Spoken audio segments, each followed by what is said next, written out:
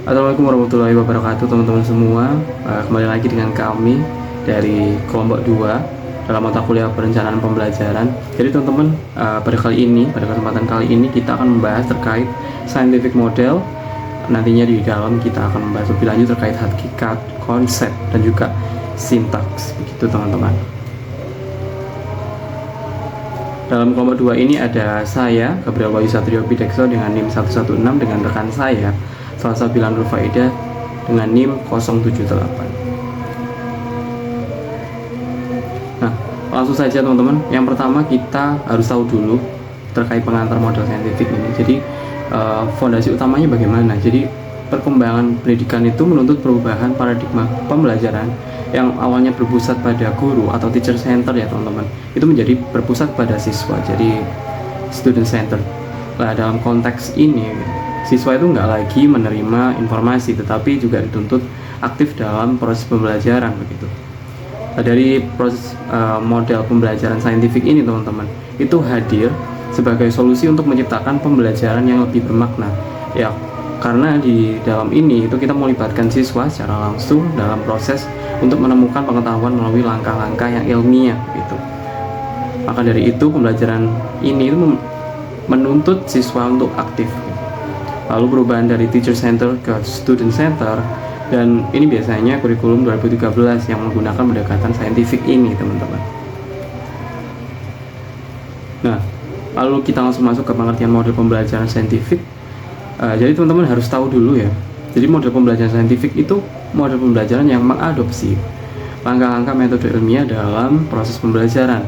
Nah, model ini teman-teman itu menekankan pada proses berpikir logis, sistematis, dan juga berbasis fakta atau empiris. Jadi dalam model saintifik ini itu berbasis dengan pendekatan ilmiah, berpikir logis, lalu ada berbasis fakta atau empiris. Nah, selanjutnya ada tujuan model saintifik. Yang pertama, tujuan model saintifik ini untuk meningkatkan berpikir kritis, jadi menganalisis informasi secara logis dan juga mendalam gitu. Lalu ada mengembangkan kreativitas siswa, jadi siswanya ini dituntut untuk menghasilkan ide baru dan juga inovatif. Selanjutnya yaitu melatih problem solving skill, jadi siswa juga dituntut untuk menyelesaikan masalah dengan solusi yang tepat begitu. Lalu yang terakhir ini membentuk sikap ilmiah, yaitu jujur, objektif, memiliki rasa ingin tahu. Nah, kita langsung masuk ke hakikat saintifik. Yang perlu teman-teman ketahui adalah model pembelajaran ini itu terletak pada proses pembelajaran yang meniru atau adopsi itu tadi terkait cara kerja ilmuwan dalam menemukan pengetahuan. Nah, kalau menurut Kemendikbud teman-teman, pembelajaran saintifik itu menekankan pada proses ilmiah berbasis fakta, data, serta fenomena yang nyata begitu. Nah, berikut ini merupakan 5 ciri model saintifik yang dapat kita ketahui. Jadi yang pertama itu objektif teman-teman. Jadi model saintifik ini itu berdasarkan fakta, bukan opini. Lalu yang kedua logis, dapat diterima di akal, masuk akal begitu maksudnya. Lalu yang ketiga sistematis, mengikuti langkah yang runtut. Lalu yang keempat empiris, berdasarkan pengalaman yang nyata. Lalu yang terakhir kelima yaitu terukur. Jadi hasil pembelajaran itu nanti dapat diamati dan juga dapat dinilai. Nah, lalu bagaimana terkait konsep pendekatan ilmiah? Teman-teman juga perlu tahu terkait hal ini begitu. Jadi pendekatan ilmiah, scientific approach, itu merupakan cara pandang dalam proses pembelajaran yang menekankan pada aktivitas ilmiah dari siswa. Nah, dalam pendekatan ini, siswa itu didorong untuk aktif mencari, mengolah, dan menemukan pengetahuan.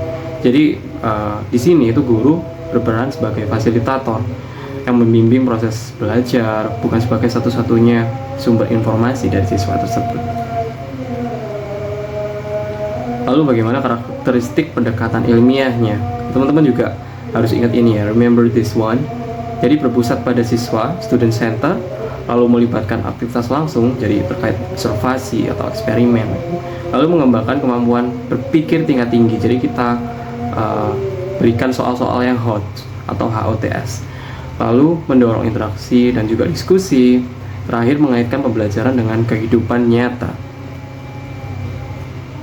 Lalu yang selanjutnya kita membahas terkait prinsip pendekatan saintifik teman-teman, dan juga hubungan model dan pendekatan saintifik ini bagaimana. Yang pertama, prinsip pendekatan saintifik ini cuma ada 4 aja, aku rangkum menjadi 4, yaitu yang pertama learning by doing, kalau yang kedua inquiry learning, yang ketiga problem solving, yang keempat based on a real experience. Jadi ini benar-benar berbasis dengan pengalaman yang nyata begitu. Lalu bagaimana hubungan model dan pendekatan saintifik ini? Yang teman-teman perlu ingat lagi-lagi, yaitu model pembelajaran ini adalah kerangka atau desain pembelajaran. Lalu pendekatan saintifik ini juga merupakan salah satu cara atau metode berpikir dalam pembelajaran. Jadi pendekatan saintifik itu menjadi dasar penerapan model pembelajaran, sehingga keduanya saling melengkapi untuk mencapai tujuan pembelajaran yang efektif. Lalu selanjutnya akan dibahas oleh rekan saya. Assalamualaikum warahmatullahi wabarakatuh. Perkenalkan, saya Salsabila Nurfaida. Saya dari kelas PAK 2024 Internasional FEB UNESA. Di sini saya akan menjelaskan tentang tahapan pembelajaran 5M, yaitu yang pertama ada mengamati, yang kedua menanya, yang ketiga mencoba, yang keempat menalar, dan yang kelima ada mengkomunikasikan. Yang pertama, saya akan menjelaskan mengenai tahapan mengamati, yaitu tahapan pertama. Nah, menurut Kurniasih dan Sani, mengamati berarti mengutamakan kebermaknaan proses pembelajaran atau meaningful learning. Nah, langkah-langkah mengamati sendiri, yang pertama ada menentukan objek apa yang akan diobservasi atau yang akan diamati, kemudian membuat pedoman observasi sesuai dengan lingkup objek yang akan diobservasi. Yang ketiga yaitu menentukan secara jelas data-data apa yang perlu diobservasi, baik data primer maupun sekunder. Yang keempat ada menentukan di mana tempat yang akan diobservasi. Yang kelima menentukan secara jelas bagaimana observasi akan dilakukan untuk mengumpulkan data agar berjalan mudah dan lancar. Nah, fungsi observasi sendiri yaitu meningkatkan ketelitian, yaitu kemudian menumbuhkan ketelitian, ketiga menumbuhkan rasa ingin tahu, yang keempat memberikan pengalaman yang nyata. Kemudian implementasi di kelas ini mengamati itu contohnya apa? Seperti guru menampilkan contoh transaksi keuangan dan bentuk jurnal umum di papan atau slide gitu ya. Nah, siswa itu akan memperhatikan bagaimana transaksi dicatat, seperti itu. Next. Nah, kemudian ada tahapan menanya. Kegiatan belajarnya adalah mengajukan pertanyaan tentang informasi yang tidak dipahami dari apa yang diamati atau pertanyaan untuk mendapatkan informasi tambahan tentang apa yang diamati. Nah, ini biasanya dimulai dari pertanyaan faktual sampai pertanyaan yang bersifat hipotetik. Nah, fungsi dari menanya ini sendiri yaitu membangkitkan rasa ingin tahu, minat dan perhatian peserta didik tentang suatu tempat atau topik pembelajaran. Yang kedua yaitu mendorong dan menginspirasi peserta didik untuk aktif belajar serta mengembangkan pertanyaan dari dan untuk dirinya sendiri. Yang ketiga, mendiagnosis kesulitan belajar peserta didik sekaligus menyampaikan ancaman untuk mencari solusinya.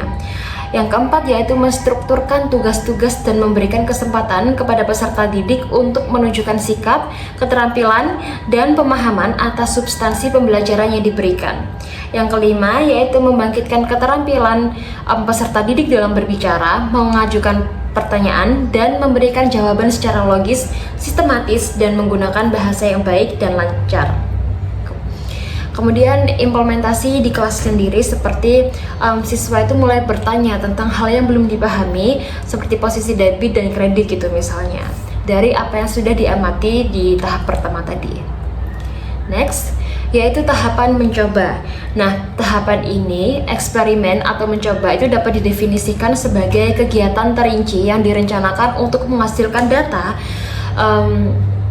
untuk menjawab sebuah masalah atau menguji sesuatu hipotesis seperti itu. Nah, mengumpulkan informasi dalam Permendikbudhu nomor 81A tahun 2013 yaitu aktivitas mengumpulkan informasi dilakukan melalui eksperimen, membaca sumber lain selain buku teks, mengamati objek atau kejadian, aktivitas, wawancara dengan narasumber, dan sebagainya. Nah, fungsi dari mencoba ini sendiri yaitu menguji pemahaman yang telah didapatkan, kemudian melatih keterampilan proses, mendorong keaktifan belajar, serta menjadi dasar untuk analisis atau menalar. Nah, implementasi di kelasnya sendiri yaitu siswa itu mencari tahu gitu, mencari informasi dari buku atau berdiskusi untuk memahami aturan pencatatan jurnal umum seperti itu. Next, yaitu tentang tahapan menalar. Nah, memasuki tahapan penalaran ini adalah proses berpikir yang logis dan sistematis atas fakta-fakta empiris yang dapat diobservasi untuk memperoleh simpulan berupa pengetahuan. Nah, penalaran itu dimaksudkan merupakan penalaran ilmiah, walaupun penalaran non-ilmiah tidak selalu tidak bermanfaat ya. Nah, fungsi dari penalaran ini sendiri yaitu menganalisis informasi, siswa mengelola data atau informasi yang sudah dikumpulkan supaya lebih bermakna, seperti itu. Kemudian menghubungkan konsep. Nah, siswa ini mengaitkan materi baru dengan pengetahuan sebelumnya. Yang ketiga yaitu menemukan pola atau hubungan. Nah, misalnya melihat hubungan sebab akibat atau keterkaitan antar data. Kemudian yaitu menarik kesimpulan dari hasil analisis. Siswa itu membuat kesimpulan yang logis pada akhirnya setelah menalar ini tadi. Yang kelima yaitu melatih berpikir kritis dan logis. Nah, siswa itu belajar tidak asal jawab, tetapi pakai alasan yang jelas pula dalam menjawab sesuatu. Nah, misal implementasi di kelas di tahap penalaran ini sendiri yaitu siswa itu menganalisis transaksi keuangan, menentukan akun yang terlibat, lalu menyimpulkan posisi debit dan kredit secara tepat, seperti itu. Next yaitu tahap mengkomunikasikan. Nah, pada tahap ini kegiatan menginformasikan dalam kegiatan pembelajaran itu sebagaimana disampaikan dalam Permendikbud nomor 81A nomor tahun 2013 adalah menyampaikan hasil pengamatan, kesimpulan berdasarkan hasil analisis secara lisan, tertulis atau media lainnya. Nah, fungsi dari mengkomunikasikan ini sendiri yaitu menyampaikan hasil belajar, kemudian melatih kemampuan komunikasi, memperkuat pemahaman, melatih kepercayaan diri. Nah, implementasi di kelasnya sendiri yaitu siswa itu mempresentasikan hasil pencatatan jurnal umum dan menjelaskan alasan pemilihan akun serta posisi debit dan kredit, seperti itu. Nah, kemudian di dalam kelas sebenarnya peran guru itu sebagai apa gitu. Nah, kan seperti yang dijelaskan tadi bahwasanya sintak model itu adalah di mana pembelajaran berbasis siswa center gitu ya. Jadi kebanyakan yang aktif itu siswanya, sedangkan gurunya itu berperan sebagai apa di kelas, seperti itu. Nah, peran guru pada model sintaks yaitu sebagai fasilitator pastinya. Nah, guru itu menyediakan media, sumber belajar dan situasi belajar yang mendukung. Misalnya menyiapkan contoh transaksi atau studi kasus, seperti itu. Kemudian guru juga sebagai motivator. Nah, guru itu mendorong siswa supaya aktif bertanya, berpikir dan tidak takut salah, seperti itu. Kemudian yang ketiga, yang jelas kita sebagai guru tetap menjadi pembimbing gitu di dalam kelas. Nah, guru itu mengarahkan siswa saat diskusi, analisis, atau saat mengalami kesulitan. Nah, yang ketiga yaitu sebagai mediator. Nah, guru itu menjadi penghubung antara materi dengan pemahaman siswa, seperti itu. Yang keempat pastinya guru tidak hanya diam saja tetapi juga meluruskan, yaitu sebagai evaluator. Nah, guru itu menilai proses dan hasil belajar siswa, bukan hanya hasil akhir. Jadi tetap saja guru di sini tuh sebagai pengarah juga, tidak hanya diam duduk manis saja melihat murid-muridnya belajar, tapi juga mengarahkan dan juga memberi pemahaman atau penguatan kepada para siswa dari apa yang sudah dipelajari, seperti itu. Nah, sebenarnya kelebihan dan kekurangan model saintifik ini sendiri itu seperti apa? Jelasnya setiap model itu pasti ada kelebihannya, pasti ada kekurangannya juga. Nah, kelebihannya di sini siswa itu pastinya akan lebih aktif, tidak hanya mengandalkan guru saja gitu. Yang kedua yaitu melatih berpikir kritis. Yang ketiga, pembelajaran itu lebih bermakna karena siswa itu kan lebih belajar mendalam gitu ya. Secara mereka diberikan kesempatan untuk mencari tahu tentang banyak hal gitu. Yang keempat yaitu meningkatkan rasa ingin tahu. Yang kelima, melatih keterampilan komunikasi. Yang keenam, siswa terbiasa menyampaikan pendapat dan hasil belajar. Nah, kekurangan dari model saintifik ini sendiri yaitu membutuhkan waktu yang lebih lama gitu ya, karena mungkin banyak sekali yang perlu dievaluasi dan lain-lainnya. Yang kedua, tidak semua siswa itu aktif karena banyak sekali sifat-sifat siswa-siswa di kelas itu yang berbeda-beda. Yang ketiga, ada siswa yang masih pasif atau kurang percaya diri. Nah, ini salah satu penghambat ya, bukan penghambat, lebih tepatnya menambah waktu untuk membuat kita tuh jadi lebih ekstra gitu dalam memotivasi mereka. Yang keempat, perlu kesiapan guru yang jelas. Yang kelima, guru itu harus kreatif dan mampu mengelola kelas dengan baik. Gimana caranya kelas itu lebih aktif dari biasanya. Yang keenam, membutuhkan fasilitas pendukung. Yang ketujuh, seperti membutuhkan fasilitas pendukung seperti media pembelajaran, sumber belajar, dan lain-lain untuk diberikan kepada siswa seperti itu. Baik, terima kasih atas waktu dan perhatiannya. Kami di sini menjelaskan sedikit, banyaknya pasti ada salahnya. Mohon maaf apabila terdapat salah dalam bicara dan menyampaikan. Wassalamualaikum warahmatullahi wabarakatuh.